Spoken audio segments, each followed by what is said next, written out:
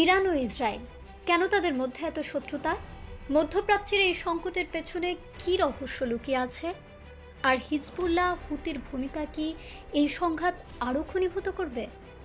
আসুন এই সংকটের মূল কারণ, রাজনৈতিক ষড়যন্ত্র এবং মানবিক বিপর্যয় সম্পর্কে জানি।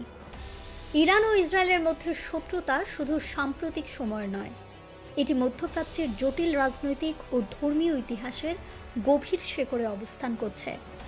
1979 সালে ইরানের ইসলামী বিপ্লবের পর থেকে ইরান ও ইসরায়েলের মধ্যে সম্পর্ক ভেঙে যায়।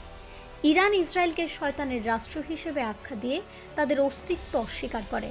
অন্যদিকে ইরান ও ইসরায়েলের পারমাণবিক শক্তি অর্জনের প্রচেষ্টা, ইরানের আঞ্চলিক ক্ষমতা বাড়াতে হিজবুল্লাহ সহ বিভিন্ন সশস্ত্র গোষ্ঠীকে সমর্থন দেওয়া, বিশেষ করে লেবাননে হিজবুল্লাহর মাধ্যমে ইসরায়েলের বিরুদ্ধে যুদ্ধ চালানো এবং মধ্যপ্রাচ্যে তার প্রভাব বিস্তারের পরিকল্পনাকে তাদের অস্তিত্বের জন্য হুমকি হিসেবে দেখে আসছে। সাম্প্রতিক সময়ে ইসরায়েলি গোয়েন্দা সংস্থা মোসাদ ইরানের বিরুদ্ধে একের পর এক হামলা চালিয়েছে, যার মধ্যে অন্যতম হামাসের শীর্ষ নেতা ইসমাইল হানিয়ার উপর হামলা ও তাকে হত্যা করা। আবার ধারণা করা হয় মোসাদ ইরানের প্রেসিডেন্ট ইব্রাহিম রাইসির হেলিকপ্টার দুর্ঘটনার পেছনেও রয়েছে, যদিও মোসাদ এ দাবিকে অস্বীকার করেছে।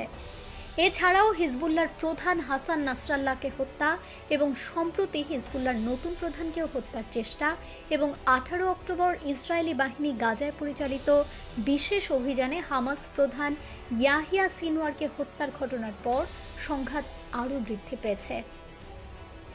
সিনওয়ার ছিলেন 2023 সালের 7 অক্টোবর ইসরায়েল আক্রমণের মূল পরিকল্পনাকারী, যেটা ইসরায়েলি ইতিহাসের সবচেয়ে ভয়াবহ হামলা হিসেবে বিবেচিত হয়। ইসরায়েলি প্রধানমন্ত্রী নেতানিয়াহু এই হত্যাকাণ্ডকে গাজা যুদ্ধের একটি গুরুত্বপূর্ণ মোড় বিবেচনা করেছেন, যা তিনি যুদ্ধের শেষের শুরু বলে অভিহিত করেছেন। একই সময় হিজবুল্লাহ ইসরায়েলের একটি সামরিক ঘাঁটিতে ড্রোন হামলা চালায়, যাতে 4 জন সৈন্য নিহত হয় এবং 60 জনেরও বেশি আহত হয়। ইসরায়েলের গোয়েন্দা সংস্থা মোসাদ গুপ্ত হত্যার জন্য বিশ্বব্যাপী কুখ্যাত। ইরানের সামরিক ও পরমাণু শক্তির বৃদ্ধির বিরুদ্ধে মোসাদের গুপ্তচর বৃত্তি এবং হত্যার ইতিহাস দীর্ঘ। মোসাদ বরাবর ইরানের বিজ্ঞানী, সামরিক নেতা এবং হামাসের মতো সশস্ত্র গোষ্ঠীর নেতাদের টার্গেট করেছে।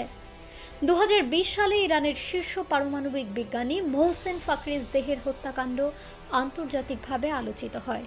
ধারণা করা হয় এই হত্যার পেছনে মোসাদের হাত রয়েছে। এছাড়া হামাসের নেতা মাহমুদ আল মাবুহ এবং ইরানের কুদস ফোর্সের শীর্ষ কর্মকর্তা কাসেম সোলাইমানির মৃত্যুর পেছনেও মোসাদের ভূমিকা ছিল বলে বিশ্বাস করা হয়। মোসাদ বিভিন্ন প্রযুক্তি এবং গুপ্ত কৌশলের মাধ্যমে ইরানের পারমাণবিক কার্যক্রমকে পিছিয়ে দেওয়ার চেষ্টা করে আসছে, যা ইসরায়েল এবং ইরানের মধ্যে চলমান এক ধরনের ছায়াযুদ্ধকে উস্কে দিয়েছে। ইরানের একটি গুরুত্বপূর্ণ মিত্র হল হিজবুল্লাহ, যারা লেবাননে প্রতিষ্ঠিত একটি শিয়া মালয়েশিয়া গোষ্ঠী।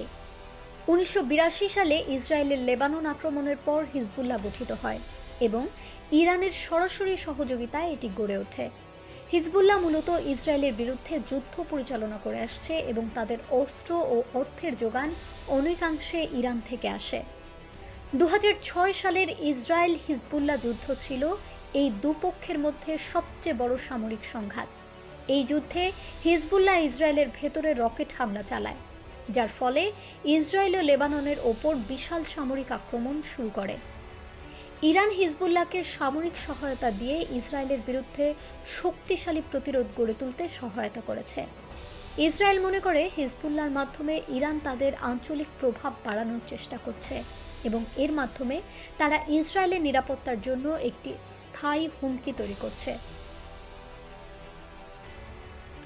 ইরান ও ইসরায়েলের মধ্যে চলমান সংঘাত কেবল দুটি দেশের মধ্যে যুদ্ধ নয়, এটি একটি বৃহত্তর ভূ-রাজনৈতিক দ্বন্দ্ব, যা মধ্যপ্রাচ্যের স্থিতিশীলতাকে ঝুঁকির মুখে ফেলছে। এই সংঘাতের কারণে ইরান তাদের শিয়া মুসলিম প্রভাব বৃদ্ধি করার চেষ্টা করছে, যা ইসরায়েল এবং অন্যান্য সৌদি নেতৃত্বাধীন আরব দেশগুলোর জন্য হুমকি সৃষ্টি করছে। অন্যদিকে ইসরায়েল তাদের অস্তিত্ব রক্ষার জন্য প্রতিনিয়ত প্রস্তুত হচ্ছে এবং আধুনিক সামরিক প্রযুক্তি এবং কৌশলগত শক্তি বাড়াতে সক্ষম হচ্ছে। যেমন ইসরায়েলের বিমান বাহিনী, বিশেষ করে ড্রোন এবং সাইবার যুদ্ধ কৌশলগুলো আন্তর্জাতিক স্তরে ইরানের বিরুদ্ধে তাদের প্রতিরোধকে আরও কার্যকরী করে তুলছে। এই পরিস্থিতির মধ্যে মধ্যপ্রাচ্যের অন্যান্য দেশও নিজেদের নিরাপত্তা কৌশল পরিবর্তন করতে বাধ্য হচ্ছে। সৌদি আরব, বাহরাইন, জর্ডান এবং সংযুক্ত আরব আমিরাতের মতো কিছু আরব দেশ ইসরায়েলের সঙ্গে সম্পর্ক স্থাপন করছে।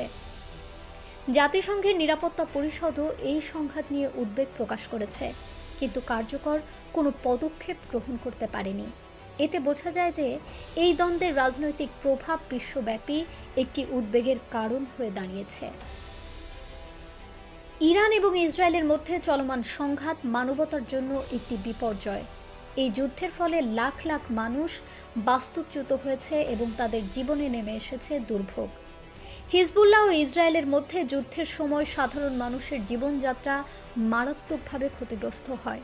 শরণার্থী শিবিরগুলোতে পরিবারগুলো যে চরম অভাব অনটনের সম্মুখীন হচ্ছে তা সত্যিই হৃদয় বিদারক। শিশুদের শিক্ষা, স্বাস্থ্য এবং ভবিষ্যৎ সবকিছুই বিপন্ন। এটি বোঝায় যে এই যুদ্ধ শুধু একটি রাজনৈতিক সংকট নয়, বরং একটি মানবিক সংকটের সৃষ্টি করছে। অবশেষে আমাদের এই সংঘাতের শেষ কোথায় তা জানতে হবে। ইতিহাস প্রমাণ করছে সংঘাতের পর শান্তি কখনোই আসেনি, কিন্তু মানবতা ও সহানুভূতির মাধ্যমে আমাদের একসাথে চলার সময় এসেছে।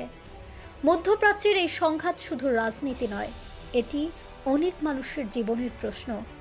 ইরান ইসরায়েলের সম্পর্ক ও হিজবুল্লাহর ভূমিকা ভবিষ্যতের দিকে ইঙ্গিত করছে যে এই সংঘাত আরও গভীর হতে পারে। তবে আমাদের ঐক্যবদ্ধ হতে হবে, মানবতা সহানুভূতির মাধ্যমে একসাথে ভবিষ্যতের দিকে এগিয়ে চলার সময় এসেছে। আজকের এই যাত্রায় আমাদের সাথে থাকার জন্য ধন্যবাদ। যদি আপনি প্রাচীন বিশ্বের রহস্য, ইতিহাস এবং সমসাময়িক বিষয় সম্পর্কে আরও জানতে চান, সাবস্ক্রাইব করুন এবং আমাদের সাথেই থাকুন পরবর্তী অভিযানে।